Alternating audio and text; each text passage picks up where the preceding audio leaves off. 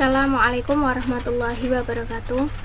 Alhamdulillahirabbil alamin wa bihi nasta'inu ala umuri dunya waddin. Wassalatu wassalamu ala asyrafil anbiya'i wa imamil mursalin sayyidina wa maulana Muhammadin wa ala alihi wa ashabi ajmain. Pertama-tama marilah kita panjatkan puji syukur kehadirat Allah Subhanahu wa taala yang telah memberikan kita rahmat dan hidayahnya sehingga kita semua bisa mengikuti perkuliahan pada hari ini.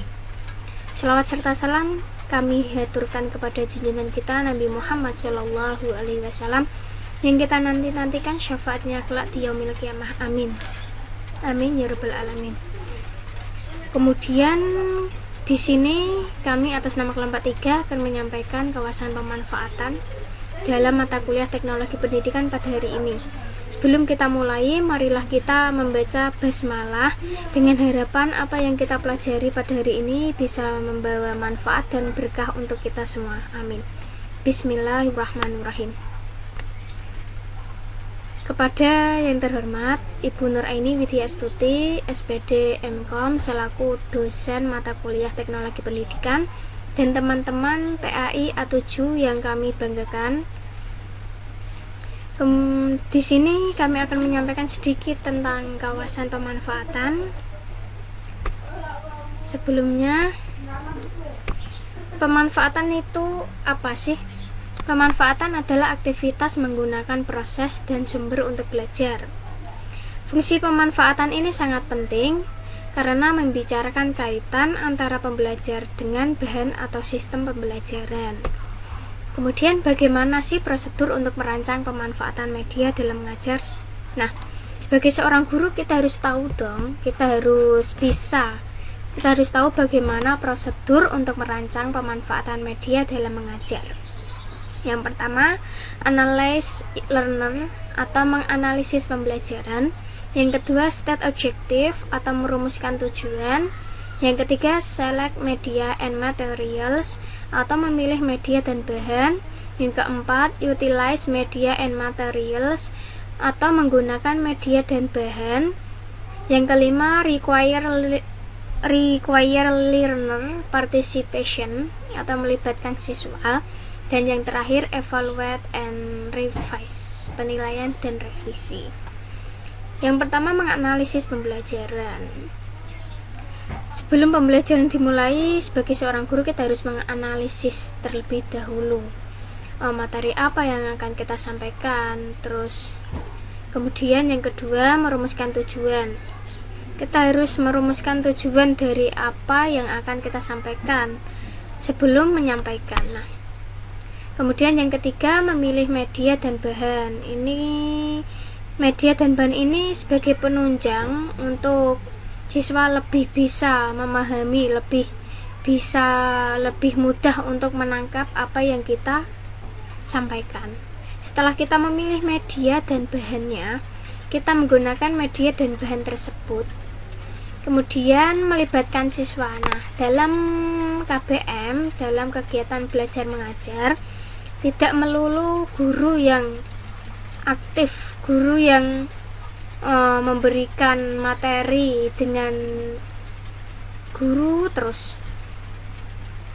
Bisa sekali-kali guru itu melibatkan siswa agar siswa itu lebih fokus, lebih bisa menyimak apa yang disampaikan oleh guru. Kemudian yang terakhir, ini sangat penting, penilaian dan revisi. Penilaian ini sebagai media untuk siswa mengukur sampai mana dan sebesar apa kemampuan mereka, dan revisi. Kemudian kategori apa saja pemanfaatan teknologi pendidikan? Yang pertama, pemanfaatan media. Pemanfaatan media yaitu penggunaan yang sistematis dari sumber belajar. Proses pemanfaatan media merupakan proses pengambilan keputusan berdasarkan spesifikasi desain pembelajaran. Yang kedua, difusi inovasi. Difusi inovasi adalah proses berkomunikasi melalui strategi yang terencana dengan tujuan untuk diadopsi. Tujuan akhir yang ingin dicapai dari difusi inovasi ini adalah untuk terjadinya suatu perubahan. Yang ketiga, implementasi dan institusionalisasi. Implementasi dan institusionalisasi yaitu penggunaan bahan dan strategi pembelajaran dalam keadaan yang sesungguhnya. Ini bukan simulasi. Kemudian yang keempat, kebijakan dan regulasi.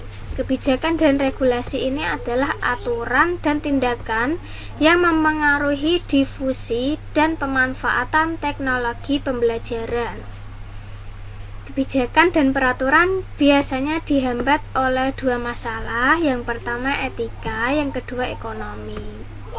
Keduanya ini timbul sebagai akibat dari tindakan yang dilakukan oleh individu atau kelompok, dalam maupun luar. Dampak pengaruh ini lebih pada praktek dan pada teori.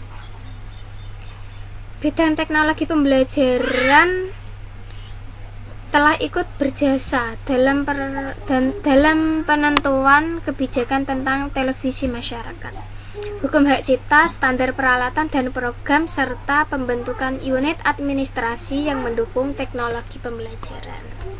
Nah, sepertinya hanya ini yang dapat kami sampaikan.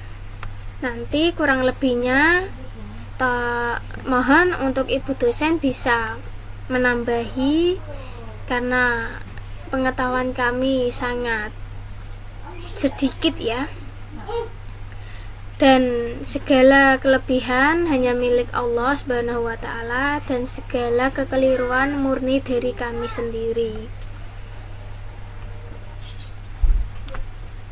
Demikian dari kelompok kami. Wallahu muafiq ila aqwamit thoriq. Wassalamualaikum warahmatullahi wabarakatuh.